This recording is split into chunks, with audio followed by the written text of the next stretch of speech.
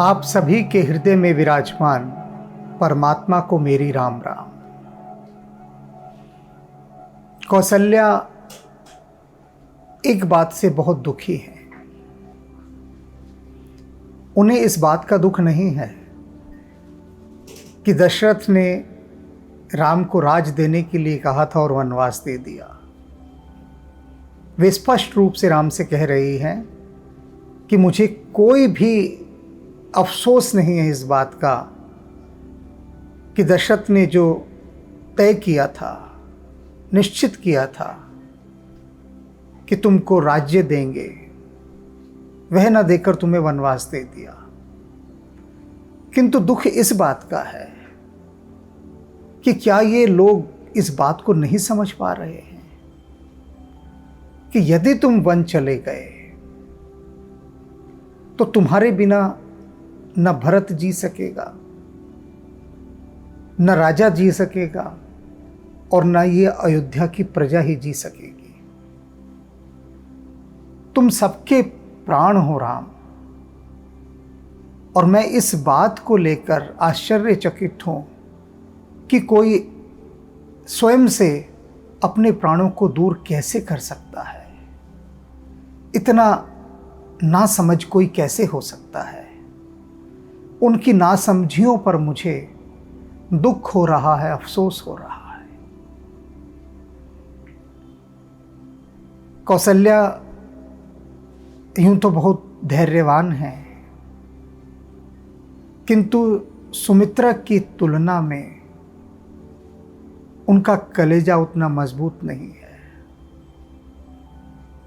सुमित्रा की बात अलग है। सुमित्रा की संवेदनशीलता भीतर बहुत गहरे में चलती है और बाहर से सुमित्रा का व्यक्तित्व एक वीर क्षत्राणी का है, वीरांगना का है। एक ऐसी क्षत्राणी है सुमित्रा जो प्रत्येक स्थिति का अविचलित होकर सामना करती है। किंतु कौसल्या कोमल हृदय है, संवेदनशील है, इसलिए वे डोल जाती हैं, व्यथित हो जाती हैं। अब कौसल्या आगे राम से क्या कह रही हैं, इस पर हम अपना चित्त लगाते हैं। जो केवल पित आयस ताता, तो जन जाहु जानी बड़ी माता। कहती हैं राम, यदि तुमको वन जाने की आज्ञा पिता ने दी है तो माता का स्थान पिता से ऊंचा है। वे यदि तुम्हें आज्ञा दे रहे हैं वन जाओ, तो मैं भी आज्ञा दे सकती हूं कि तुम वन न जाओ, क्योंकि शास्त्रों का कथन है कि पिता से भी ऊंचा स्थान माता का है। किंतु यहां एक बात मैंने देखी है, वह क्या है? जो पितु मात कहूं वन जाना। यदि माता पिता दोनों ने तुमको वन जाने के लिए कहा है तो कानन सत अवध समाना। तो ये जो तुम्हारा वनवास है, कानन में जाना, वनों में जाना, ये सैकड़ों अयोध्याओं से बहुत ऊंचा है। यहां रहोगे तो एक अयोध्या का राज्य तुम्हें प्राप्त होगा। वनवास में जाओगे तो सैकड़ों अयोध्याओं का पुण्य तुमको प्राप्त होगा, क्योंकि यहां पर वन जाने में माता और पिता दोनों की सम्मति है, सहमति है, स्वीकृति है। माता कौन? कैकेयी। कौसल्या यह नहीं कह रहे हैं कि वह तो तेरी सौतेली माँ है, वह तो कहेगी ही ऐसे कि तू वन चला जा, उसको छोड़, उसकी गणना ही मत कर, कैकेयी को कंसीडर ही मत कर। बात आती है अब दशरथ की, और मैं तेरी जननी, तो जननी का स्थान पिता से बहुत ऊंचा। मैं कहती हूं मत जा तो मत जा। कौसल्या ने ऐसा नहीं कहा।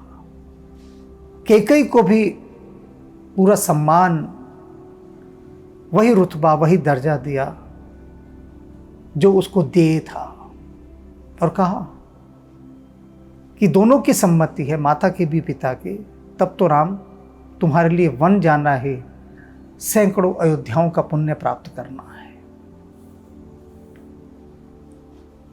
पितु वन देव, वन के जो देवता होंगे, जितने भी वन देवता, वे सब तुम्हारे पिता होंगे वहां। मात वन देवी, और वन की जितनी देवियां होंगी, वन के सभी देवी देवता तुम्हारे माता पिता होंगे वन में। अब आशीष दे रही हैं कौशल्या राम को। खग मृग चरण सरोरुहि सेवी, और वहां पर तुम्हारे सेवक कौन होंगे? वनों के पशु पक्षी तुम्हारे चरण कमलों की सेवा करेंगे। अंतोह उचित निरपहि वनवासो, कहती है राम देखो सच बात तो यही है, चाहे तुम राजा बन जाओ अयोध्या के, लेकिन अंत समय तो वनवास में तुमको जाना ही जाना है। ये नियति है, ये डेस्टिनी है, इस बात को तुम जान लो। क्यों है ये, इसको समझे थोड़ा। 4 भागों में बांटा गया मानव जीवन को वैदिक संस्कार के अनुसार। पहला काल है 25 वर्ष तक का, जिसे ब्रह्मचर्य काल कहा जाता है। इस काल में विद्यार्थी का जीवन जिया जाता है और 25 वर्ष तक विद्या अध्ययन किया जाता है। 25वें वर्ष में गृहस्थ आश्रम में प्रवेश होता है। ये दूसरा पड़ाव है, दूसरा चरण, सेकंड स्टेप, जिसमें राम प्रवेश करने वाले थे। राज्याभिषेक, गृहस्थ आश्रम। तो 25 से 50 वर्ष होता है गृहस्थ आश्रम। 50 से 75 होता है वानप्रस्थ आश्रम, जिसमें वनों में चला जाता है राजा या मनुष्य। 75 से फिर 100 वर्षों तक होता है संन्यास आश्रम। तो ये 4 आश्रमों में बांटा गया था, इस आधार पर कि जीवेम श्रद्धः शतम, मनुष्य 100 वर्षों तक जिएगा। इस अनुसार से 4 आश्रमों में मानव जीवन को वर्गीकृत किया गया था। तो अब कौशल्या कह रही हैं कि ठीक है, तुम 25 से 50 वर्ष तक राज कर लोगे, लेकिन उसके बाद अंत में तो वन में जाना ही है। फिर राजा क्या करता था, या जो भी मनुष्य थे, और विशेष रूप से राजा, कि वो उसके बाद अपना सारा राजपाट अपनी संतान को सौंप के वनों में चला जाता था। और वन में अनेक आश्रम हैं ऋषि मुनियों के, उनके बीच रहकर फिर वह ईश्वरीय यात्रा करता था। फिर उसे कोई अभिप्राय नहीं रहता था राज्य से और राजकाज के कामों से। मुक्ति की ओर वह बढ़ने लगता था। तो यही बात कौशल्या कह रही हैं राम से कि देखो राम, अंत में तो वन में जाना ही था, तुम्हारा क्रम पहले आ गया थोड़ा। पय बिलोक ही होए हरासो, और बस मेरा हृदय जो है ना हतोत्साहित सिर्फ इसलिए हो रहा है कि तुम्हारा वय कम है।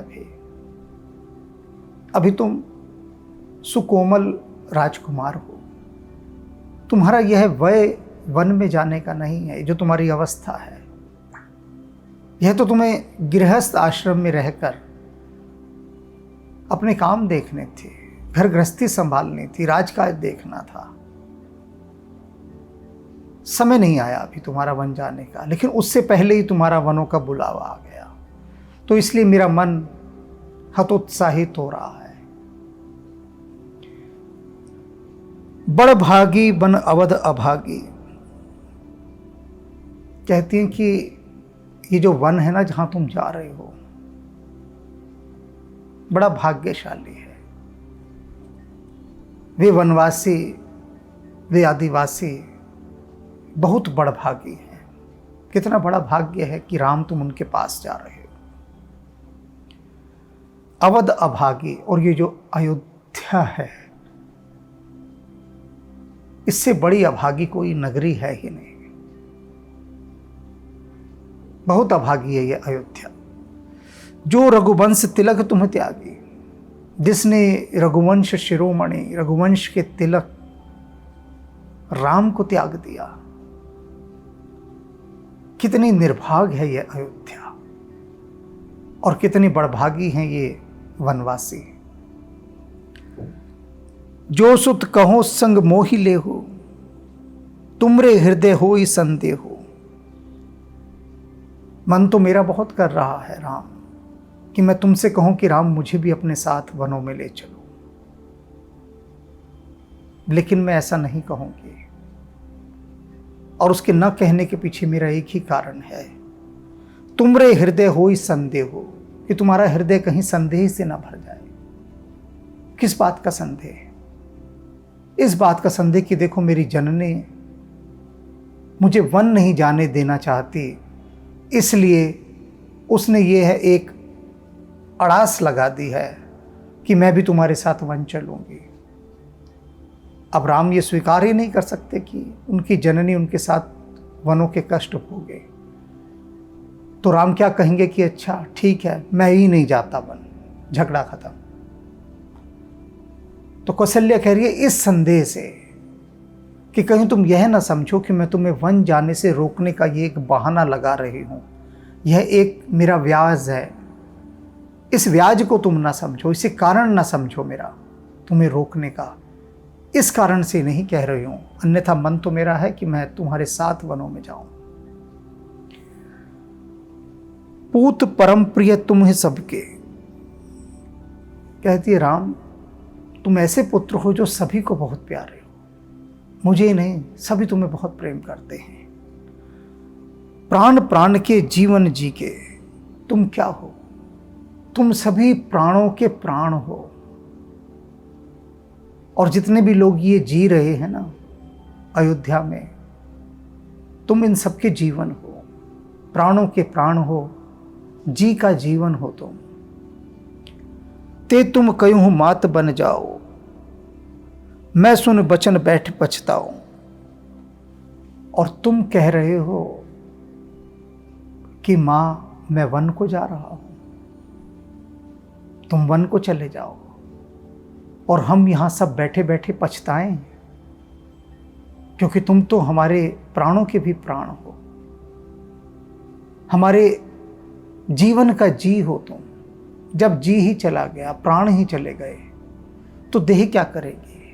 पड़ी पड़ी पछताएगी, और तुम हमें यहां पर पछताता हुआ छोड़कर जा रहे हो। यह विचार नहीं करहूं हठ झूठ स्नेह बढ़ाए। ऐसा विचार करके मैं ये झूठा स्नेह नहीं बढ़ाना चाहती। मान मातु कर नात बल सुरत विसर्जन जाए। मैं तुम्हारी बलैयां लेती हूं और तुमसे सिर्फ यही कहती हूं कि वनों में जाकर तुम मुझे भूल मत जाना, मुझे याद रखना। याद रखने का क्या अभिप्राय है कि यह याद रखना कि अयोध्या में तुम्हारी जननी तुम्हारी प्रतीक्षा कर रही है, भूल मत जाना। मेरी याद बनी रहेगी तो तुमने जो भी कहा है कि मां मैं लौट कर आऊंगा और तुम्हारे चरणों में प्रणाम करूंगा, तो तुम्हें अपनी ये बात, ये कॉल याद रहेगा। बस मुझे याद करते रहना। देव पितर तब सुमहि गुसाई, राखूं पलक नयन की नाई।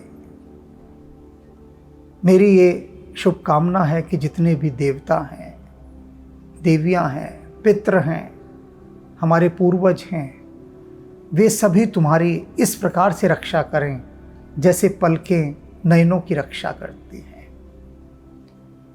आंखों में कुछ भी गिरने लगे तो सेकंड के न जाने कितने में 100वें हिस्से तक जाकर पलकें पहले झपक जाती हैं, बंद हो जाती हैं। कैसी प्रकृति की स्वचालित व्यवस्था है, ऑटोमेटिक सिस्टम। कि आपकी आंख तक कोई चीज़ पहुंचने नहीं पाती, उससे पहले पलकें उनकी रक्षा करके उन्हें बंद कर देती हैं।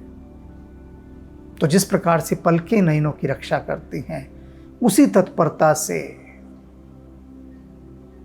हमारे पितृ, देवी देवता सब तुम्हारी रक्षा करें। अवधि अंबु प्रिय परिजन मीना, तुम करनाकर धर्म धुरीना। तुम 14 वर्ष के लिए वनवास जा रहे हो।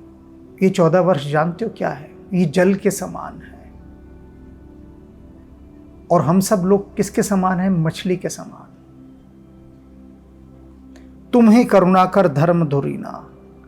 तुम करुणा की खान हो, धर्म की धुरी हो। इसलिए यह बात याद रखना कि यह जो 14 वर्ष का समय है ना, ये जैसे जल है और हम सब उस जल के जीव। अगर ये अवधि समाप्त हो गई, अर्थात ये जल सूख गया, तो हम सब फिर जीवित न रहेंगे। जल के बिना जल के जीव कहाँ रह पाते हैं? तुमने कहा है 14 वर्ष बाद मैं लौट आऊँगा। यदि ना लौटे तो हम सब जल बिन मछली की तरह मर जाएंगे। इसलिए राम, वनवास में तुम सदा मुझे स्मरण रखना। अस विचार सोई करहु उपाय, सभी जितय जेहि भेटु आए। इसलिए तुम हर प्रकार से ऐसा उपाय करना राम, जिससे कि सब लोगों के जीते जी तुम लौट आओ। जितने भी लोग हैं अयोध्यावासी, वे सब इन 14 वर्षों तक सिर्फ इसलिए जीवन धारण करेंगे कि वे तुम्हें अयोध्या लौटते हुए देखना चाहते। ये बात भूल ना जाना कि उन सब का जीवन तुम्हारे लौटने पर टिका है। तो तुम लौट आना राम। जहां सुखेन बनहि बल जाओ, करी अनाथ जन परिजन गाहो। कहती हैं कि जाओ, तुम पर बलिहारी जाती हूं मैं, और वनवासियों को सुखी करो। करी अनाथ जन परिजन गाहो। परिवार वालों को और अयोध्या वासियों को सबको अनाथ करके तुम जाओ और वनवासियों को सुख दो।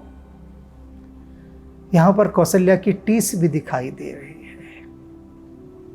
राम पर वे बहुत मधुर व्यंग्य कर रही हैं कि हमें अनाथ, निर्भाग और अभागा छोड़कर तुम वनों को जा रहे हो, उनको सुखी करने, वनवासियों को, हमें अनाथ करके।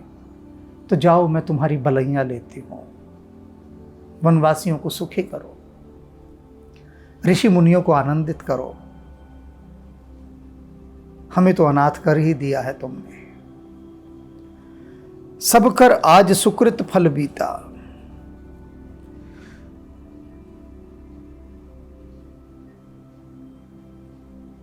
क्या सोच रही हैं कौशल्या? उनका सोचना बहुत मार्मिक है। अब से पहले क्या सोच रही थी थोड़ी देर पहले? कि राम का राज्याभिषेक ऐसा है कि जैसे मुझे मेरे सारे पुण्यों का फल प्राप्त हो रहा हो। और अब क्या कह रही हैं? राम का वन जाना ऐसे है कि जैसे मेरे वे सारे सत्कर्म, सारे पुण्य सब नष्ट हो चुके हैं, सब समाप्त हो गए। अब कोई पुण्य नहीं बचा मेरे पास, सबका नाश हो गया। भयहु कराल काल विपरीता। वह जो कठोर काल है, भयंकर काल, वह विपरीत हो गया है, उल्टा पड़ गया है। जैसे ही पुण्य नष्ट होते हैं, वैसे ही विधाता विपरीत होकर सामने खड़ा हो जाता है। पुण्यों के होते वह दूर दूर रहता है, देखता है तमाशा। कि कर बेटा अपने पुण्य समाप्त जल्दी, जिससे मैं अपना उल्टा चक्का घुमाऊं। तो कौशल्या कह रही है कि मेरे सारे संचित पुण्य आज समाप्त हो गए हैं। बहुविधि विलप चरण लपटाने, और ऐसा कहकर वो राम के चरणों से लिपट गए और बहुत विलाप करने लगे, रोने लगी। सब्र का बांध टूट गया। वह संयम, वह धैर्य, वह सहनशीलता जो किसी प्रकार से विवेक के बांध से थामी हुई थी, अब थम ना सकी। पीछे भाव का इतना जल आ गया, इतना जल भराव हो गया कि बांध उसे झेल ना सका और विवेक के सारे बंध टूट गए। अब पानी निर्बाध रूप से बह रहा है। अब कौशल्या राम के चरणों से लिपटकर जोर जोर से रो रही है। परम अभागिन आपुन जाने, और अपने आप को परम अभागिनी जान रही है, हतभागिनी मान रही है, रोती जा रही है और स्वयं को निर्भाग कहकर, अभागिनी कहकर कोसती जा रही है। दारुण दुसह दाहु और व्यापा, उनके हृदय में बहुत ही भयंकर संताप उत्पन्न हो गया जो उन्हें तपाने लगा। उस दुख की आग में वो बल बल जा रही थी, जल जल जा रही थी। बरन न जाही विलाप कलापा, उनका जो कल्पना था, विलाप करना था। तुलसीदास जी कहते हैं, मैं कैसे उसका वर्णन कर दूं, नहीं कर सकता, समर्थ नहीं हूं, क्योंकि उनका वो हिमालय से भी ऊंचा दुख, उनका वह कल्पना, विलाप करना, उनका संताप, मैं तो वैसा अनुभव ही नहीं कर पा रहा हूं। और जब नहीं कर पा रहा, वैसी मुझे सहानुभूति ही नहीं हो रही, तब मैं कैसे वर्णन करूं। सहानुभूति शब्द को समझ लीजिए। सहानुभूति का मतलब होता है जैसी दूसरे को अनुभूति हो रही है वैसी हमें भी हो, सह अनुभूति, वैसी ही अनुभूति, एग्जैक्ट वही फीलिंग। तो तुलसीदास जी कहते हैं मुझे कैसे हो सकती है। एक तो कौशल्या मां का हृदय, और फिर जो इस समय उनके सामने परिस्थिति उत्पन्न हुई है, वह मेरे सामने तो हुई नहीं कभी, तो वह दर्द मैं कैसे जान सकूंगा। ईमानदार वक्तव्य दे रहे हैं तुलसीदास जी, बिल्कुल ईमानदार। कहीं वो वर्णन करने में कोई जोर जबरदस्ती नहीं करते कि करना ही है वर्णन, भैया हमें तो करना ही है। हमें चाहे गीत धेले का लिखना ना आता हो, लेकिन हमने फिल्म के डायरेक्टर का नाम दे दिया अपना, तो डायरेक्टर भी वही है, नीचे देखा जाए तो गीतकार भी वही है, और उसके नीचे देखो तो स्टोरी राइटर भी वही है। सब कुछ आजकल डायरेक्टर ही होता है ज़्यादातर। पहले की फिल्मों में ऐसा नहीं होता था। गीतकार कोई है, संगीतकार कोई है, कहानी कोई लिख रहा है, डायलॉग कोई लिख रहा है। जो जिस प्रतिभा में प्रवीण होता था, दक्ष होता था, उससे वह काम करवाया जाता था। तो तुलसीदास जी बिल्कुल ईमानदारी से बात कह रहे हैं। क्या कह रहे हैं कि मैं समर्थ ही नहीं हूं कौशल्या की इस दर्दनाक दिल की हालत का बयां करने के लिए। मैं नहीं उनकी मनस्थिति का वर्णन कर सकता। साफ मना कर दिया। आप करके देखिए ना, कर लेंगे क्या? नहीं संभव है। सोचना भी आरंभ करेंगे ना, सोच भी वहां तक नहीं जा पाएगी। बरन न जाही बिलाप कलापा, राम उठाए मात उर लाए। राम ने रोती कलपती अपनी मां को देखा, उन्हें उठाया और हृदय से लगा लिया। कहीं मृदु वचन बहुरी समझाई, और फिर उनको हृदय से लगाकर मधुर वचनों में बहुत समझाया, बहुत समझाया, बहुत समझाया, और उन्हें समझाकर संतुष्ट किया। समाचार ते ही समय सुन सिए उठी अकुलाई। सीता तक भी यह समाचार सुन गया, पहुंच गया। अकुलाई, व्याकुल से भी ऊंची स्थिति अकुला जाना। ऐसी अकुलाहट हुई सीता को, दौड़ी दौड़ी आई वहां पर। देखा राम कौशल्या के सामने खड़े हैं, अपनी जननी के सामने। जाई सास पद कमल जुगबंदी बैठ सिर नाई। देखा सामने सास खड़ी है, उनके सामने राम खड़े हैं। ऐसी स्थिति में भी सबसे पहले सीता अपनी सास के चरण छूती है। पति से सवाल जवाब नहीं करने लग जाती। संस्कार देखा और कौशल्या के चरणों में पड़ गई जाकर। जाई सास पद कमल, सास के जो चरण कमल थे उनको नमस्कार किया। जुगबंदी बैठ सिर नाई, उनकी वंदना की और फिर उनके चरणों में ही सिर झुकाकर बैठ गई।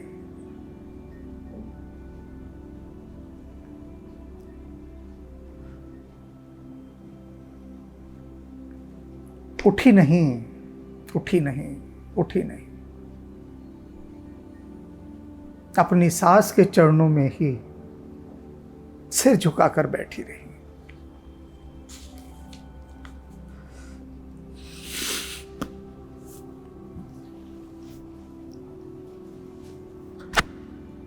दीन असीस सास मृदुबानी। कौशल्या ने भी खुद को संभाला।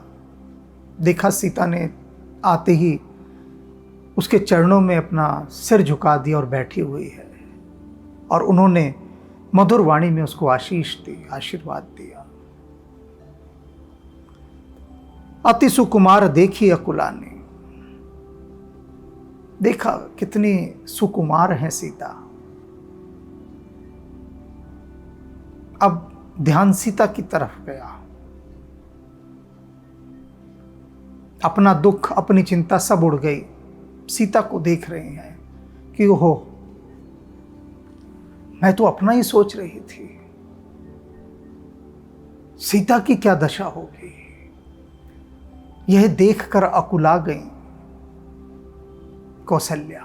अब अपना दुख भूल गई कि मेरा पुत्र जा रहा है। अब तो देखा कि सीता पर क्या बीतेगी। ये तो इतनी सुकुमार है, कोमल है, हृदय तो और भी अधिक कोमल है। इस पर क्या बन पड़ेगी। बैठ नमित मुख सोचते ही सीता, रूप राशि पति प्रेम पुनीता।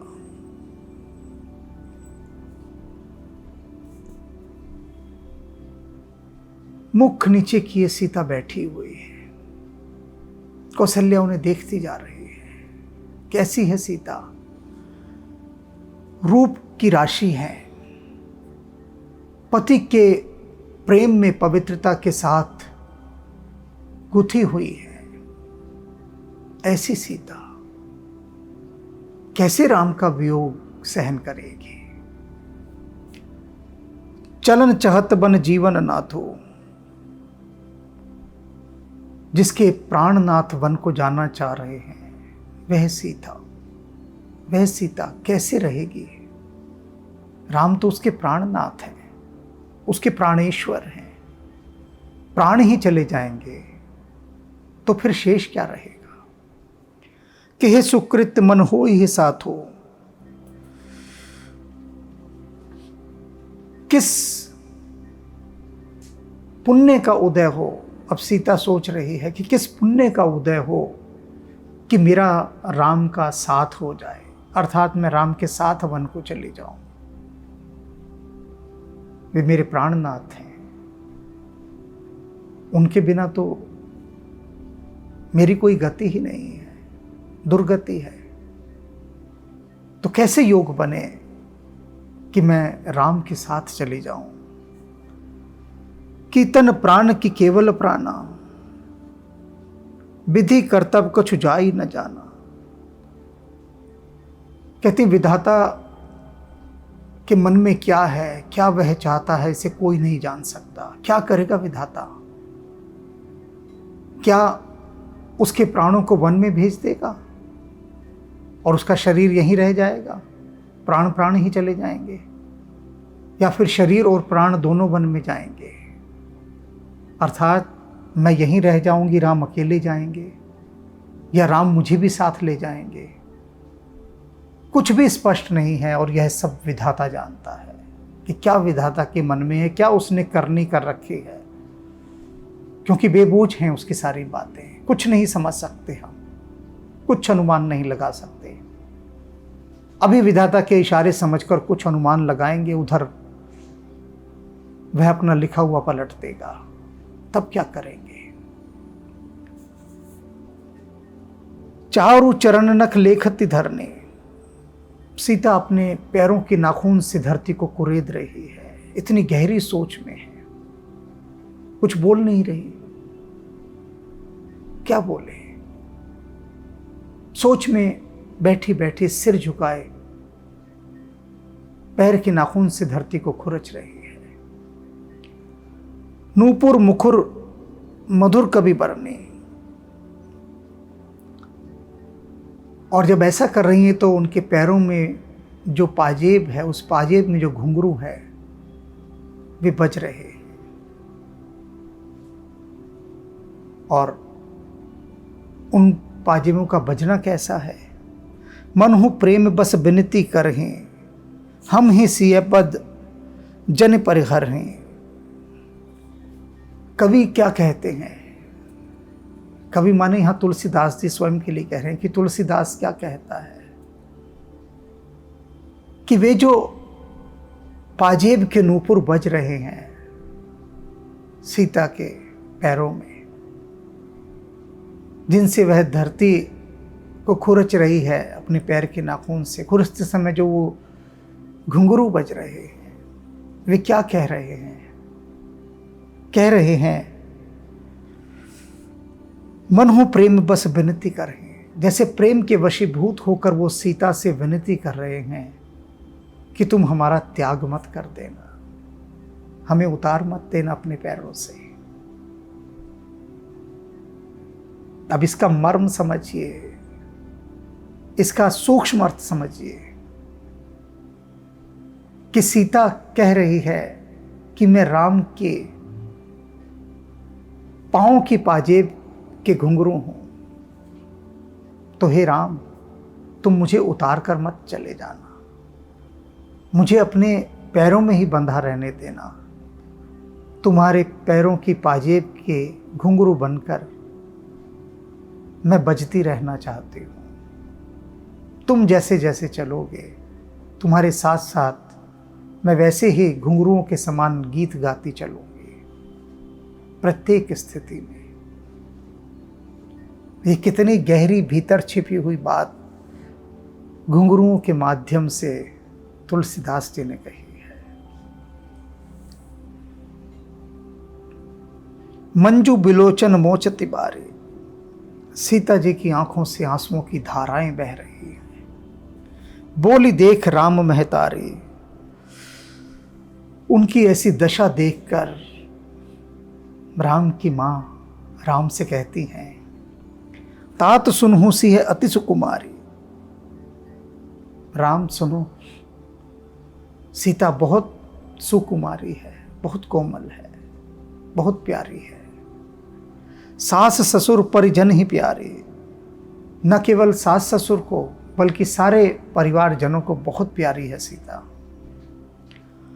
पिता जनक भूपाल, और इसके पिता जनक कौन है? भूपाल मणि, राजाओं के शिरोमणि है। कोई साधारण कन्या तो है नहीं सीता। पिता जनक भूपाल मणि, ससुर भानुकुल भान। और ससुर कौन है इसके? सूर्यवंशियों के सूर्य हैं। पिता राज शिरोमणि, ससुर सूर्यवंश के सूर्य। पति रविकुल कैरव विपिन विदु गुण रूप निधान। और इस सीता का पति कौन है जानते हो? राम।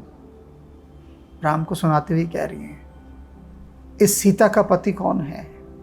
सूर्यवंश रूपी ये जो कुमुदनियां हैं, कुमुदनियों का जो वन है, उसके लिए जो चंद्रमा का स्थान रखता है, चंद्रमा के समान है, जिसको देख देख कर रघुवंश खिल उठता है, यह उस राम की पत्नी है। और कौन है वह राम? गुण रूप निधान, रूप और गुणों का जो भंडार है, यह उस राम की पत्नी है।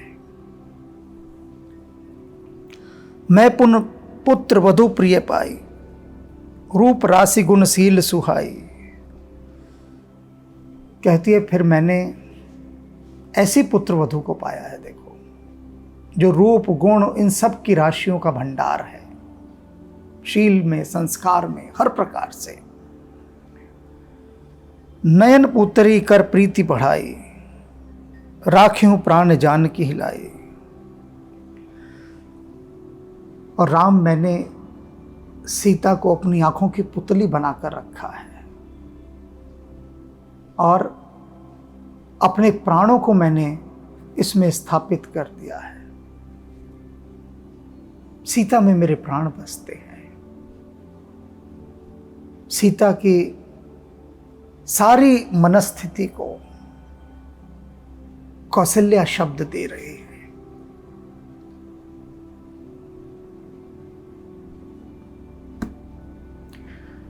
सीता तो अपनी सास के चरणों में सिर झुकाए, अकुलाए, सोच में पड़ी हुई, पैरों के नाखून से धरती को खुरच रही है।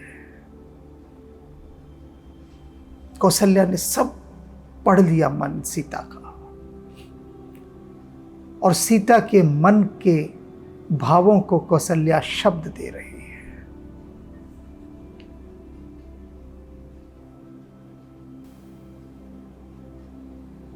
इससे आगे